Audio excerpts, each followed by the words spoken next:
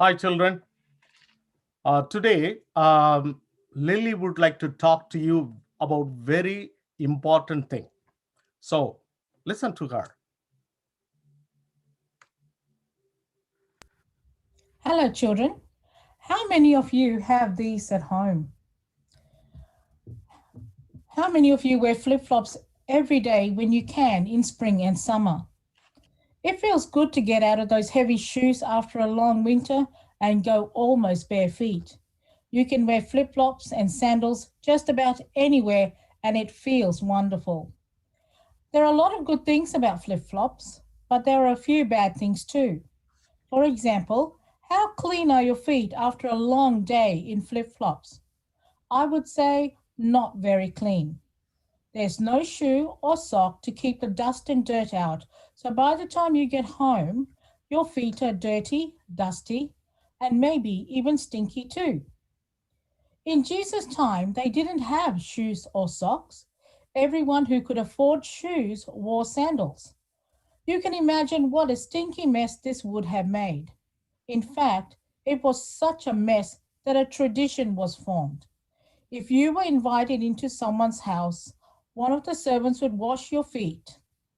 Do you think there were many servants volunteering for that job? Probably not. We've already established just how dirty these people's feet could get.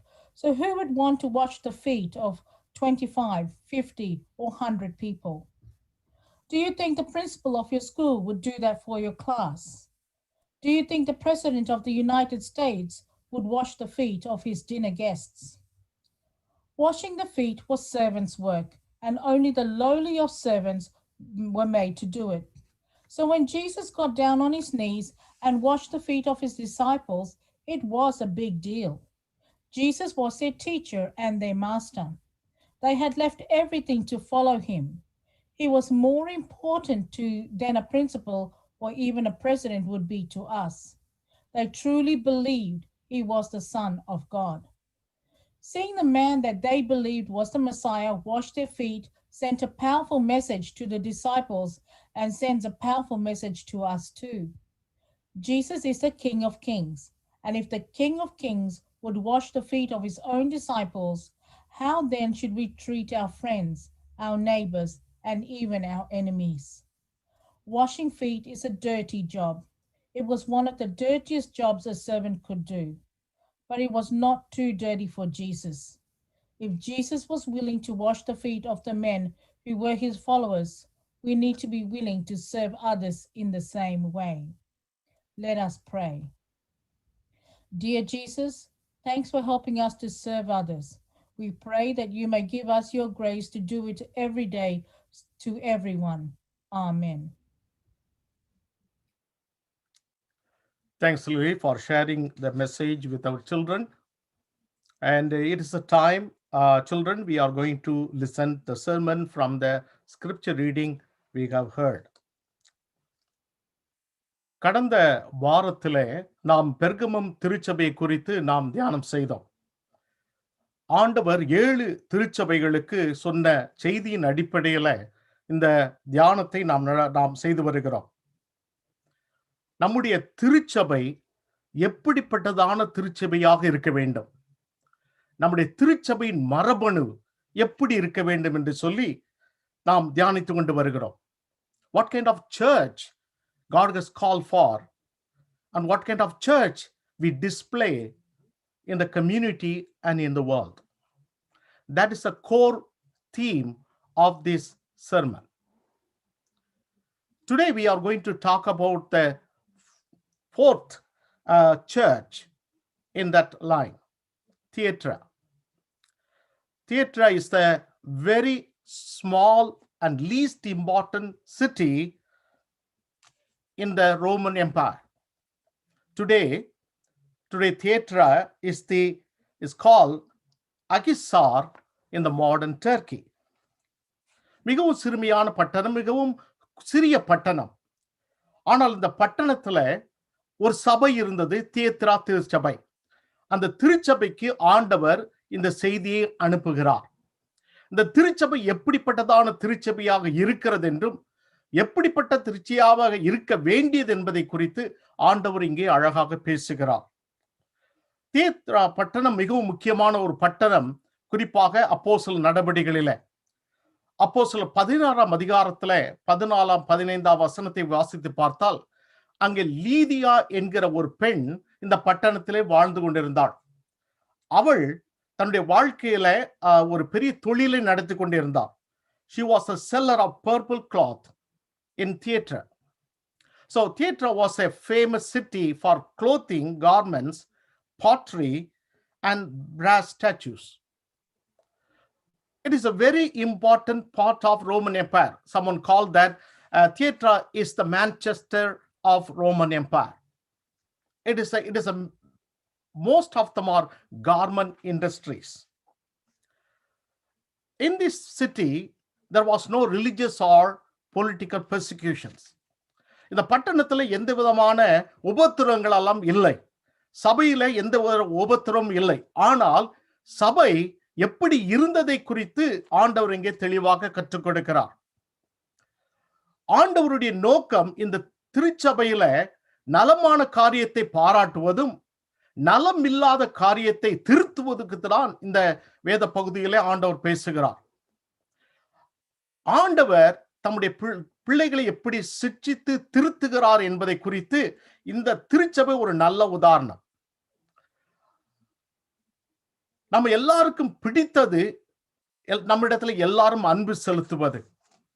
குறிப்பாக பிள்ளைகள், குழந்தைகள் தங்களுடைய பெற்றோர்கள் தங்கள் மீது முழுமையாக அன்பு செலுத்த வேண்டும் என்று எதிர்பார்க்கிறார்கள். Every child expects the greatest love from the parents, but they don't like discipline, because discipline is not a favorable thing to the children.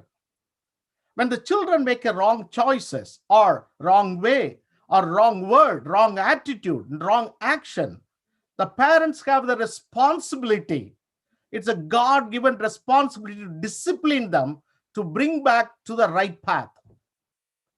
ஆனால் டிசிப்ளின் என்பது ஒரு சந்தோஷமான செய்தி கிடையாது. சிட்சை என்பது சந்தோஷமான செய்தி கிடையாது. அது குழந்தைகளுக்கு மட்டுமல்ல, நமக்கும் கூட தான். ஆண்டவர் நம்மை நேசிக்க வேண்டும் என்று விரும்புகிறோம். ஆனால் ஆண்டவர் நம்மை சிட்சை செய்ய வேண்டும் என்று யாரும் விரும்புவதில்லை. ஏனென்றால் அது வலி உள்ளது, அது கடுமையானது. Discipline is painful, but it is necessary. எபிரேய மொழியில அந்த சிட்சைக்கு என்பதற்கு முக்கார் என்கிற ஒரு சொல் பயன்படுத்தப்படுகிறது. The Hebrew word means discipline with pain or punishment for recalling to duty or training. It is particularly used for discipline the person who did a wrong thing, to bring the person to the right place. The Greek word for discipline is paideia. It means nurturing or correcting through some faithful punishment or painful instruction. When someone goes to the wrong way, when you ask them don't go, it is not a good thing or a sweet thing to the person. It looks like a very bitter. People don't like discipline. But God is disciplining the church. God disciplines the believers when they go into the wrong direction. தியேத்ரா சபையில ஆண்டுடைய பிள்ளைகள் தவறி போகிற சமயத்திலே ஆண்டவர் அங்கே சிட்டியை கொண்டு வருகிறார். இந்த வேத பகுதியை பாருங்கள். வெளிப்படுத்தின விசேஷம் 2ஆம் அதிகாரம் 18ஆம் 19ஆவது வசனங்களை பாருங்கள். Turn your Bible to Revelation chapter 2 verse 18 to 19. அங்கே தியேத்ரா சபையின் தூதனுக்கு நீ எழுத வேண்டியது என்னவெனில், அக்னி ஜுவாலை போன்ற கண்களும் பிரகாசமான வெண்கலம் போன்ற பாதங்களும் உள்ள தேவகுமாரன் சொல்லுகிறதாவது, உன் கிரியைகளையும் உன் அன்பையும் உன் ஊழியத்தையும் உன் விசுவாசத்தையும் உன் பொறுமையையும் நீ முன்பு செய்த கிரியைகளிலும் பின்பு செய்த கிரியைகள் அதிகமாயிருக்கிறதையும் அறிந்திருக்கிறேன். This is a good report about Thyatira. The DNA of the church is to be a model church in growing works, love, service, faith, and patience. Growing church, growing in godly life. God expects the church to be godly life.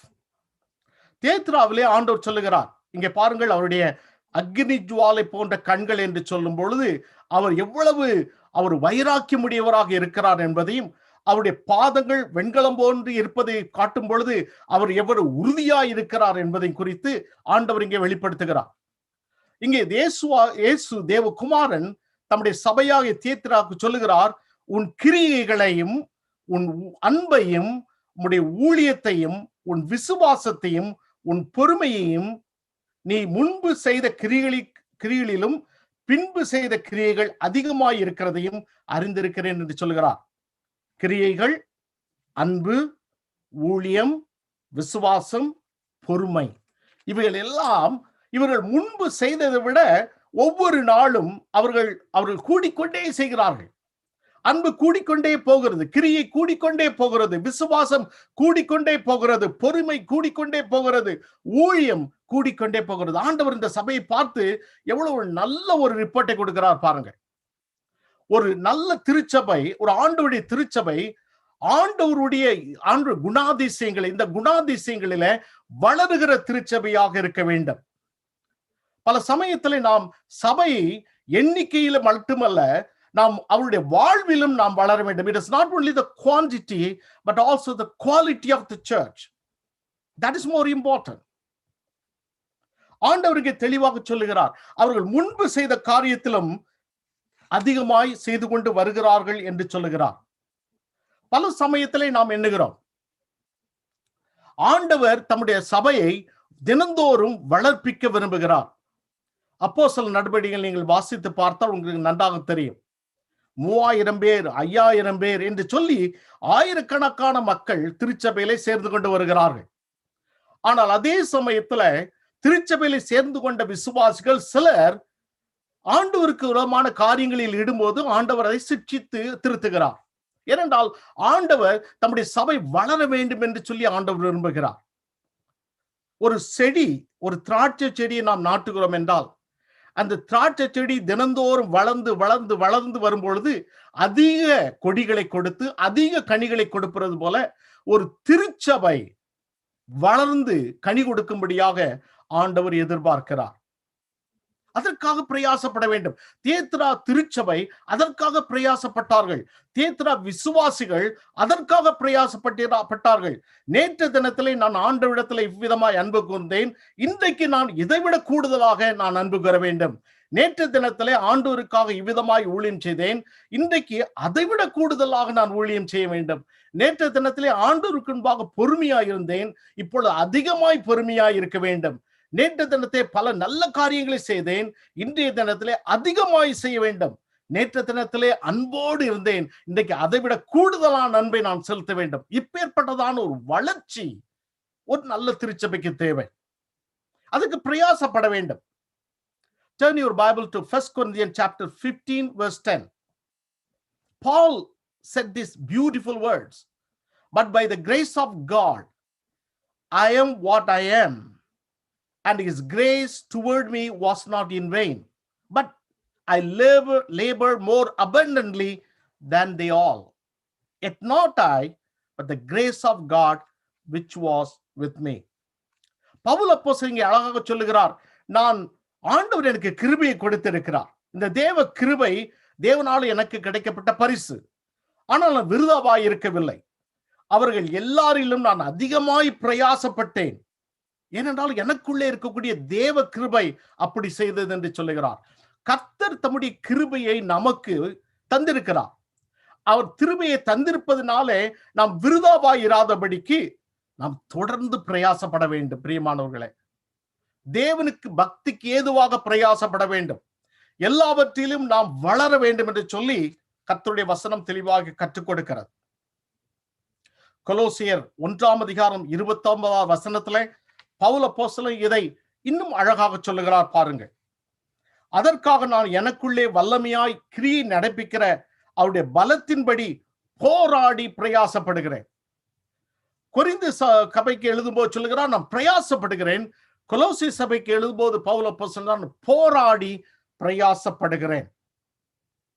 ஏன்? ஆண்டவருக்கு முன்பாக ஒரு வளருகிற ஒரு அப்போஸ்தலனாக அவர் இருந்தார். பிரியமானவர்களே, கர்த்தருடைய கிருபையினாலே நாம் அழைக்கப்பட்டு இருக்கிறோம். விசுவாசியாக அழைக்கப்பட்டு இருக்கிறோம். கர்த்தருடைய கிருபையினாலே நாம் திருச்சபையாக அழைக்கப்பட்டு இருக்கிறோம். 5 ஆண்டுகளுக்கு முன்பாக, 10 ஆண்டுகளுக்கு முன்பாக நாம் எப்படி இருந்தோமோ அப்படியே நாம் இருப்போம் என்றால் அது வளர்ச்சி அல்ல, அது பிரயாசம் அல்ல. ஆண்டவர் தியேத்ரா சபையை பார்க்க சொல்லுகிறார். எப்படி தியேத்ரா சபை முன்னிருந்தவை காட்டிலும் அதிகமாய் வளர்ந்தார்களோ அதை போல நாம் வளர வேண்டும். கர்த்தருக்கு கொடுப்பதிலும், கர்த்தருக்கு ஊழியம் செய்வதிலும், கர்த்தருக்கு சாட்சி கொடுப்பதிலும் நாம் வளர வேண்டும். பிரியமானவர்களே, ஆண்டவர் இதை எதிர்பார்க்கிறார். தீமோத்தேயுவுக்கு பவுல் அப்போஸ்தலன் எழுதும்போது இவ்விதமாக சொல்லுகிறார். Turn your Bible to 1 Timothy chapter 6 verse 11. நீயோ தேவனுடைய மனுஷனே, இவைகளை விட்டோடி நீதியும் தேவபக்தியும் விசுவாசத்தையும் அன்பையும் பொறுமையும் சாந்த குணத்தையும் அடையும்படி நாடு என்று சொல்லுகிறார். தீமோத்தேயு ஆண்டவருடைய பிள்ளை, பவுல் அப்போஸ்தலனுடைய கண்காணிப்பிலே வளர்க்கப்பட்ட ஒரு ஆவிக்குரிய மனிதன். அவருக்கு எழுதும்போது சொல்லுகிறார், நீ நாடு, பிரயாசப்படு, ஆண்டவருக்கு முன்னால் வளரு என்று சொல்லுகிறார். வளர்ச்சி என்பது தினந்தோறும் நடக்கக்கூடிய ஒன்று. அது ஒரே நாளில் நடப்பதல்ல. ஆண்டவருக்காக நாம் வாழ்வதும், ஆண்டவருக்காக ஊழியம் செய்வதும் ஒரு நாள் அனுபவம் கிடையாது. அது வாழ்க்கை முறை. தினந்தோறும் நாம் வளர வேண்டும். பிரியமானவர்களே, அநேக சமயத்தில் நாம் எண்ணுகிறோம் நான் வளர்ந்து கொண்டிருக்கிறேன் என்பதை. ஆனால் நம்முடைய வாழ்க்கை அதை சொல்வதில்லை. வேதம் சொல்லுகிறது, காலத்தை பார்க்கும் பொழுது நீங்கள் போதகராக இருக்க வேண்டும். காலத்தை பார்க்கும்போது நீங்கள் மற்றவர்களுக்கு வேத வசனத்தை கற்றுக் கொடுக்க வேண்டும். காலத்தை பார்க்கும்போது நீங்கள் அநேகரை இயேசுவண்டை வழிநடத்தியிருக்க வேண்டும். காலத்தை பார்க்கும்போது நீங்கள் எவ்வளவோ ஆண்டவருக்காக கொடுக்க வேண்டும். காலத்தை பார்க்கும்போது நீங்கள் எவ்வளவோ ஜெபம் பண்ண வேண்டும். ஆனால் ஆனால் ஆனால் அங்கே அழகாக சொல்லுகிறார், நீங்கள் இன்னும் பால் குடிக்கிற குழந்தைகளைப் போல இருக்கிறீர்கள் என்று சொன்னார். I remember a story about a group of tourists visited a village. And they saw an old man sitting on the fence, and they asked him this question: were any great men born in the villages? The old man replied, nope, only babies. Only babies. Yes, the starting point is to become a child, to baby. Then the baby has to grow every day and become a teen, become an adult, become a senior, and growing every day. The life is growing. Physically, mentally, emotionally, spiritually, we need to grow. If there is no growth, that's not a good thing. அநேகருடைய ஆவிக்குரிய வாழ்க்கை இந்த காலங்களிலே வளர்ந்து போகாததற்கு காரணம் என்ன தெரியுமா? அவர்கள் வளரவில்லை. ஐயா, நீங்கள் எப்பொழுது ரட்சிக்கப்பட்டீர்கள் கேட்டால், ஐயா, நான் பல ஆண்டுகளுக்கு முன்பாக ரட்சிக்கப்பட்டேன், 16 வயதிலே ரட்சிக்கப்பட்டேன், 21 வயதிலே ரட்சிக்கப்பட்டேன், இப்பொழுது நீங்கள் ஆவிக்குரிய வாழ்க்கையிலே எப்படி இருக்கிறீர்கள் கேட்டால் அதே மாதிரிதான் இருப்பார்கள். அவர்களுக்கெல்லாம் எடுத்துக்காட்டாகத்தான் இங்கே தியேத்ரா திருச்சபையிலே ஆண்டவர் சொல்லுகிறார். எனக்கு இதை நான் சொல்லிக் கொண்டிருக்கும் பொழுது ஒரு தமிழ் கிறிஸ்தவ பாடல் எனக்கு நினைவுக்கு வருகிறது. உங்களுக்கெல்லாம் தெரிந்த பாடல் தான். அன்பு கூறுவேன் இன்னும் அதிகமாய், ஆராதிப்பேன் இன்னும் ஆழமாய். அன்பு கூறுவேன் இன்னும் அதிகமாய், ஆராதிப்பேன் இன்னும் ஆழமாய். அன்பு கூறுவேன் இன்னும் அதிகமாய், ஆராதிப்பேன் இன்னும் ஆழமாய். உம்மை முழு உள்ளத்தோடு ஆராதிப்பேன், முழு பலத்தோடு அன்பு கூறுவேன். ஆராதனை ஆராதனை ஆராதனை ஆராதனை ஆராதனை ஆராதனை ஆராதனை ஆராதனை. எனக்கு மிகுந்த பிடித்தமான ஒரு பாடல். அந்த பாடலில அன்பு கூறுவேன் இன்னும் அதிகமாய், ஆராதிப்பேன் இன்னும் ஆழமாய். அது ஒரு வளர்ச்சி இருக்கிறது பாருங்க. அருமையான சகோதரனே, சகோதரியே, இந்த நாளிலே ஆண்டவர் உன்னோடு கூட பேசிக் கொண்டிருக்கிறார். உன்னுடைய ஆவிக்குரிய வாழ்க்கையின் வளர்ச்சி எங்கே இருக்கிறது? எங்கே நின்று கொண்டிருக்கிறார்? எத்தனை காலம் அதே நிலையிலே நிற்பாய் என்று சொல்லி ஆண்டவர் கேட்கிறார். ஆதி காலத்திலே இருந்த அன்பை விட்டு விட்டா என்று சொல்லி எபேசு சபையை குறித்து கொண்ட ஆண்டவர் இந்த தியத்ரா சபையை முன்காட்டி பேசுகிறார். உன்னுடைய வாழ்விலே வளர்ச்சி எங்கே என்று ஆண்டவர் கேட்கிறார். ஆவிக்குரிய வளர்ச்சி எங்கே என்று கேட்கிறார். பரிசுத்தத்திலே வளர்ச்சி எங்கே என்று கேட்கிறார்.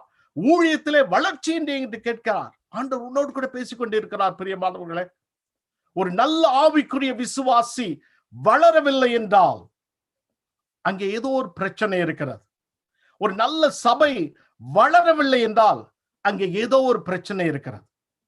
ஆண்டவருடைய பிள்ளைகள் நாம் வளர வேண்டும் என்று ஆண்டவர் எதிர்பார்க்கிறார். The DNA of the church is a model to grow in godly life. God has called us the church in this town, in this country. God wants us to grow. இந்த ஆரம்ப காலத்தில் நான் சொன்னது போல 250 குடும்பங்களை ஆதாயப்படுத்தும் இந்த ஆண்டிலே இந்த மிகப்பெரிய ஒரு எதிர்பார்ப்போடு நாம் பிரயாசப்படணும். இது நான் மட்டும் பிரயாசப்பட முடியாது. ஐயா, இது போதகர் வேலை என்று சொல்லி நீங்கள் தட்டி கழிக்க முடியாது. இது முழு திருச்சபைக்கும் உள்ள ஊழியம். இந்த திருச்சபையில நீங்களும் நானும் அவயவங்களாக இருக்கிறோம். Probably the pastor is it's an inspiration, facilitator to you. But the real work is on your shoulders. If our church is our church, then our church must grow. If this is our church, our giving must grow. If this is our church, our help must grow.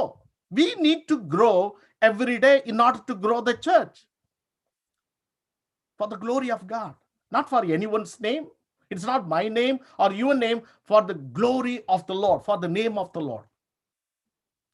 தியத்ரா திருச்சபை ஒரு நல்ல ஒரு உதாரணமாக ஆண்டவர் காட்டுகிறார். பாருங்கள், ஒரு நல்ல சபை, ஆண்டவர் எதிர்பார்க்கிற சபை, வளருகிற ஒரு சபையாக, குறிப்பாக தேவ பக்தியிலே, தேவ பக்திக்கான வாழ்விலே, ஊழியங்களிலே வளருகிற திருச்சபையாக இருக்கும் என்று ஆண்டவர் சொல்லுகிறார். இரண்டாவது பகுதியை பாருங்கள். Turn your Bible to Revelation chapter 2 verse 20 to 29. And when you see this passage, I would like to focus on the theme of this passage. The DNA of the church is to be a model church to stand up against corruption and deception in the church.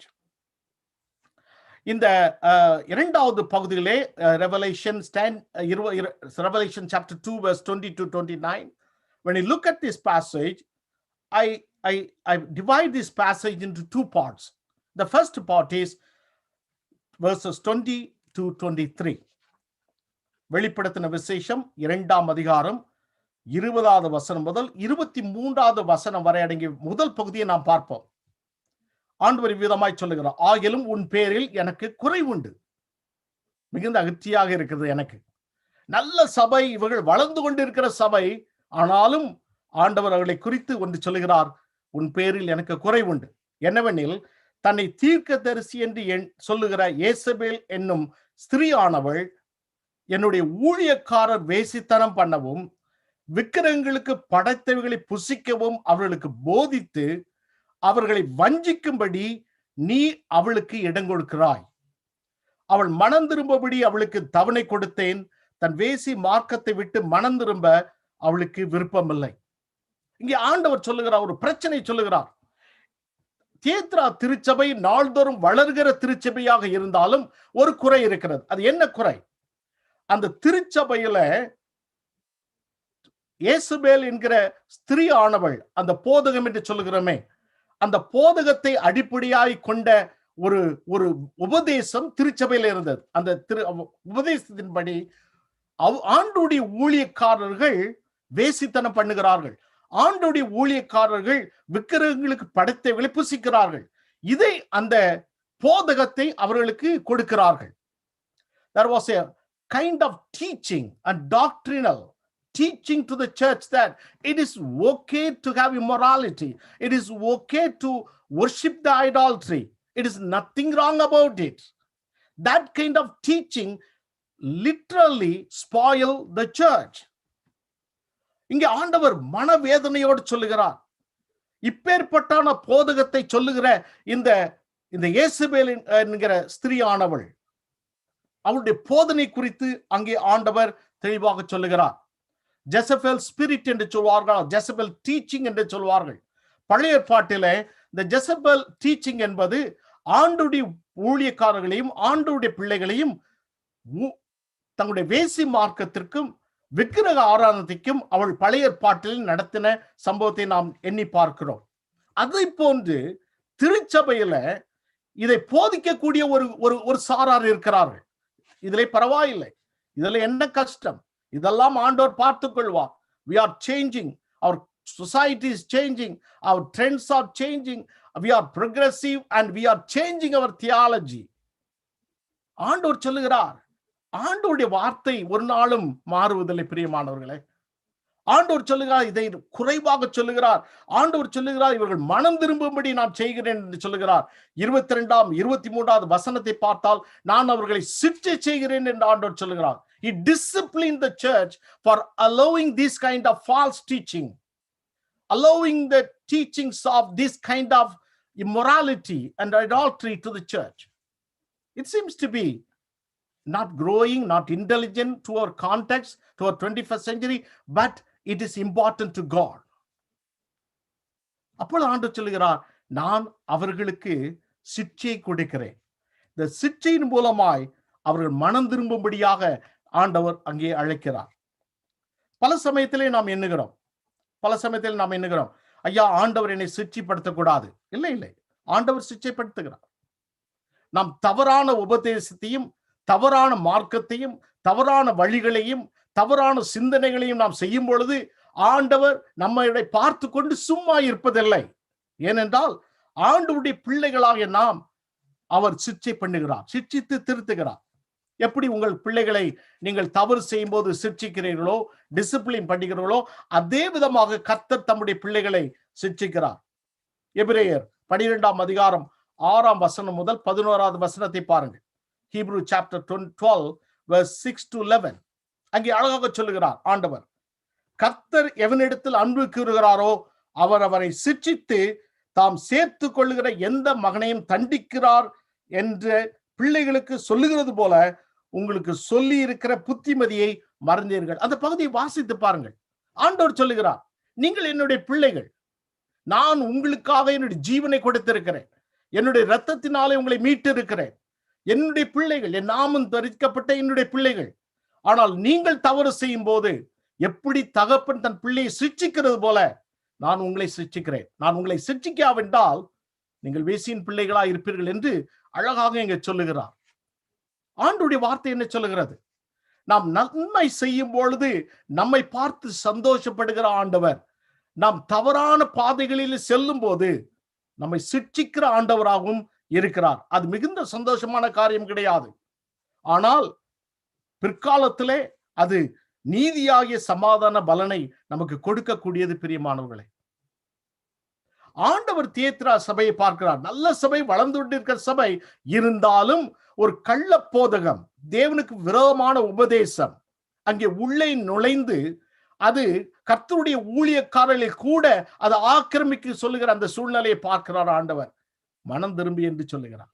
அருமையான சகோதரனே, சகோதரியே, இந்த நாளிலே நாம் எண்ணி பார்க்க வேண்டிய ஒன்று என்ன தெரியுமா?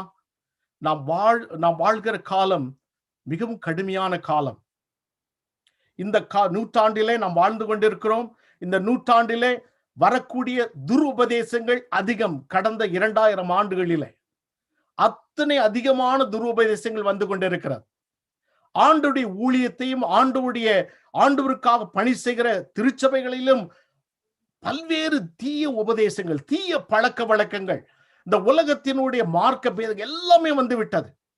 அதை நியாயப்படுத்துகிற ஒரு மிகப்பெரிய சோதனை காலகட்டத்திலே நாம் இருக்கிறோம். ஒரு காலகட்டத்திலே நாம் பிள்ளைகளை ஊழியத்திற்கு அனுப்பும் போது அவர்களை வேதாம கல்லூரிக்கு அனுப்புகிறோம். அவர்கள் வேதத்தை படிக்க வேண்டும், ஆண்டவருடைய ஊழியத்தை செய்ய வேண்டும் என்று சொல்லி அவர்களை அனுப்புகிறோம். ஆனால் இந்த காலத்திலே அவர்கள் செல்லுகிற வேதாம கல்லூரியில் கூட கடவுள் இருக்கிறாரா இல்லையா என்ற கேள்விக்கு அவர்களை உட்படுத்துகிறார்கள். வேதத்தை அவர்கள் தேவ வார்த்தையாக ஏற்றுக்கொள்ளவில்லை. என்ன கொடுமையான காலம் பாருங்கள்.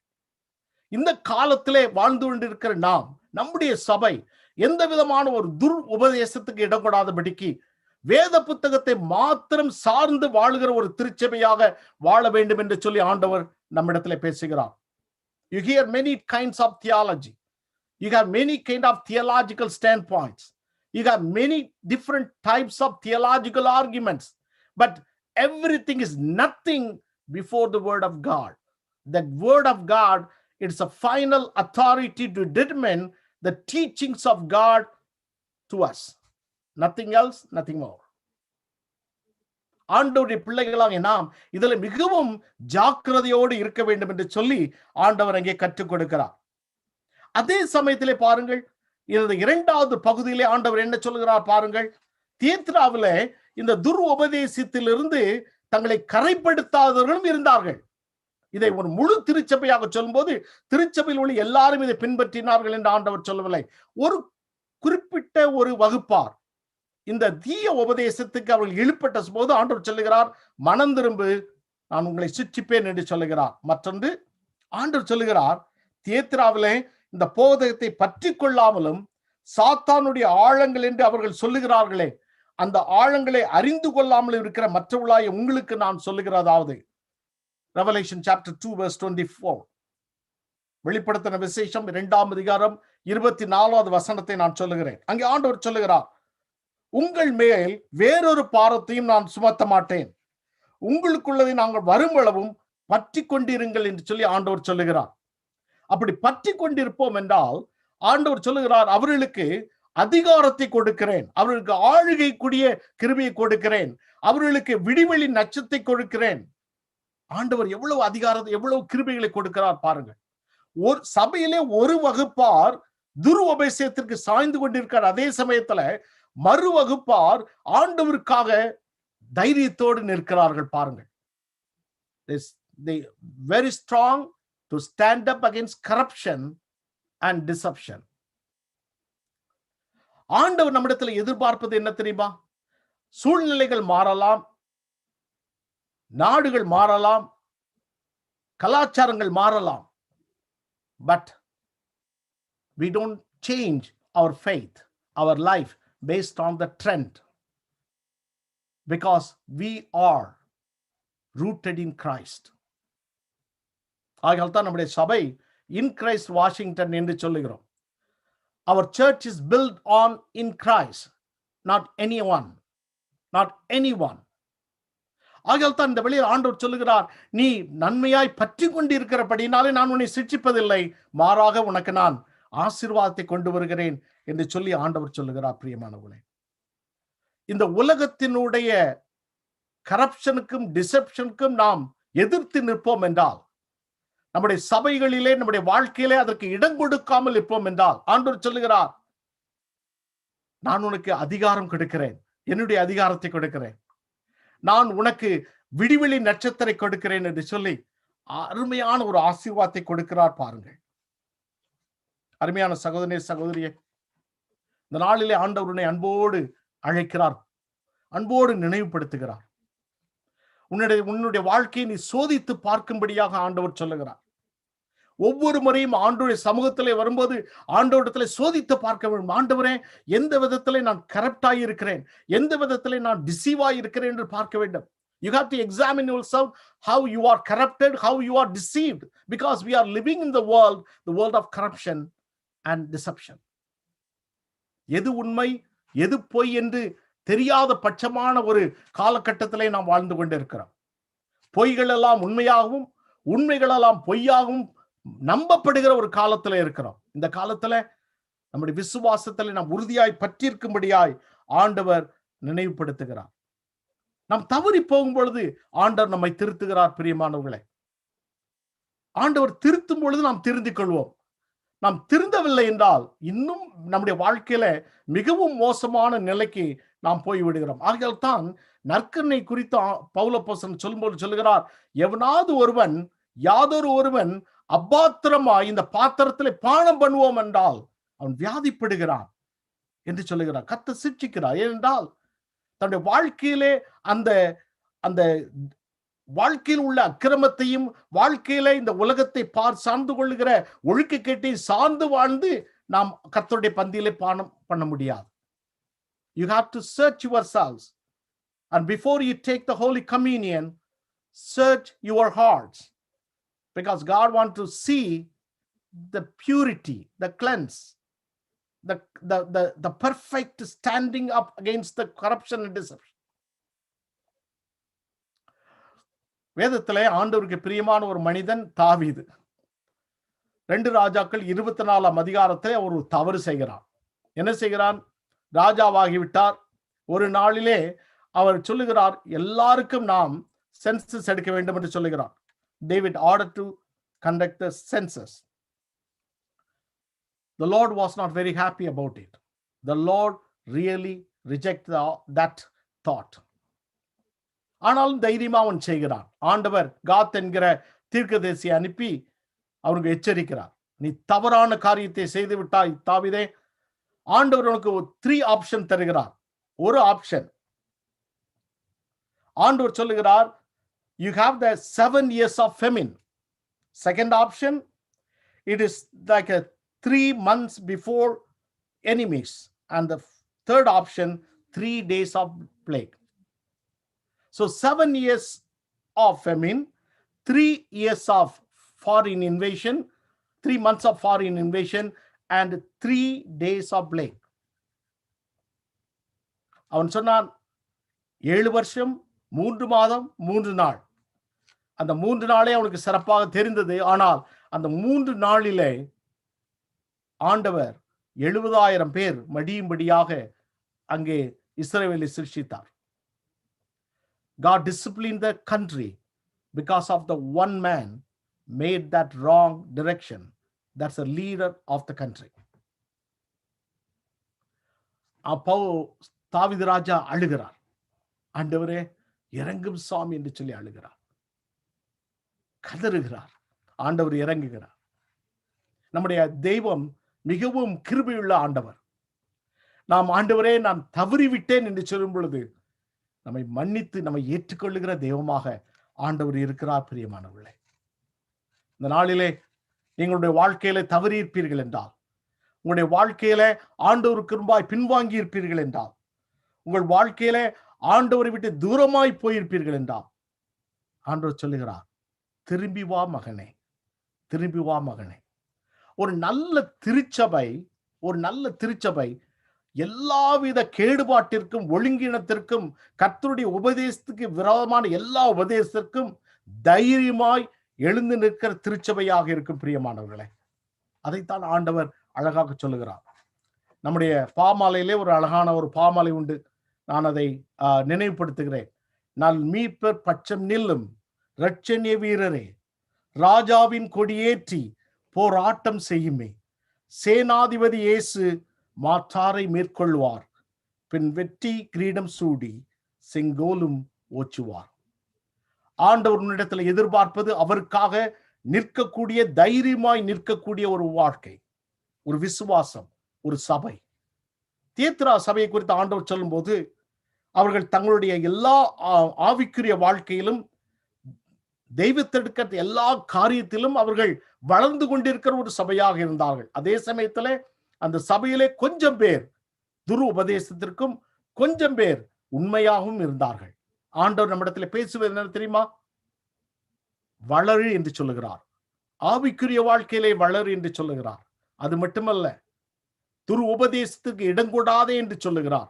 தைரியமாய் நில் என்று சொல்லுகிறார். அப்படி இடம் கொடுத்து விட்டால் மனம் திரும்பி என்று சொல்லுகிறார். நீ மனம் திரும்பாவிட்டால் ஆண்டவர் உன்னை சிட்சித்து மனம் திரும்ப வைப்பார். ஏன் நமக்கு சிட்சை? இப்பொழுதே மனம் திரும்பினால் நமக்கு அந்த சிட்சை இல்லை அல்லவா? ஆகையால் இந்த வேளையில ஆண்டவர் நம்மிடத்துல கற்றுக் கொடுப்பது இதுதான். வா மகனே, வா மகளே, வளர்ந்து கனி கொடுக்கும்படியாய் என்னிடத்திலே வா என்று சொல்லி ஆண்டவர் கேட்கிறார். ஒருவேளை நீ தவறி போயிருக்கலாம், ஒருவேளை பின்வாங்கி போயிருக்கலாம், ஒருவேளை பல்வேறு உபதேசங்களை ஏற்றுக்கொண்டு தடுமாறி போயிருக்கலாம். But remember that the Lord is a gracious God and He welcomes you to come to Him.